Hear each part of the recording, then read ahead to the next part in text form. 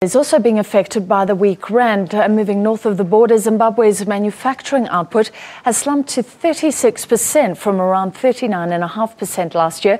The latest manufacturing sector survey conducted by the Confederation of Zimbabwe Industries blames low local demand, a lack of competitiveness, shrinking export markets and power shortages for the decline. It also says that the strong US dollar-based currency is proving too strong for the small economy, with the weakening rand making South African products cheaper at the expense of Zimbabwean goods. Refreshing ice cream about to be packaged and sold to the local market. It's food products like this, along with beverages and tobacco, that have anchored the manufacturing sector capacity index at 36%. In reality, the subsectors are showing clear signs of distress, averaging less than 30%. The manufacturing sector survey released Wednesday shows that new orders have slumped to 43%, where 50% would have been ideal. The Confederation of Zimbabwe Industries says the weakening rand remains one of the greatest challenges to competitiveness. 41% of the competition experienced by the local industry is emanating from South Africa, whilst China contributes at 30%. The results, ladies and gentlemen, also show that Zambia is increasingly becoming a competitor to the local industry. In previous years, the frequency and percentages of companies who recorded competition from Zambia was negligible.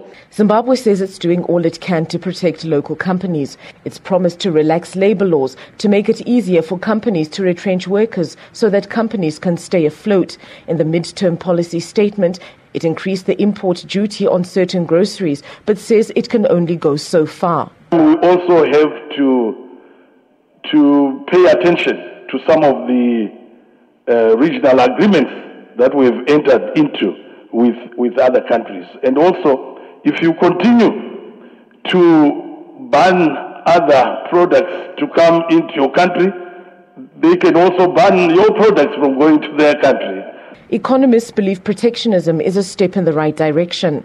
We will start seeing a recovery. In fact, we at this meeting had a mention of what's happened in the edible oil industry, which is obviously protection, and it will also be the one in motor vehicles, which they've also protected. But I think what people forget is that just about every country in Africa is deindustrializing. Zimbabwe's not alone. It's a tough world to operate as a manufacturer today. It's bad news for manufacturers, and despite signs of a turnaround in some subsectors, many have lost hope.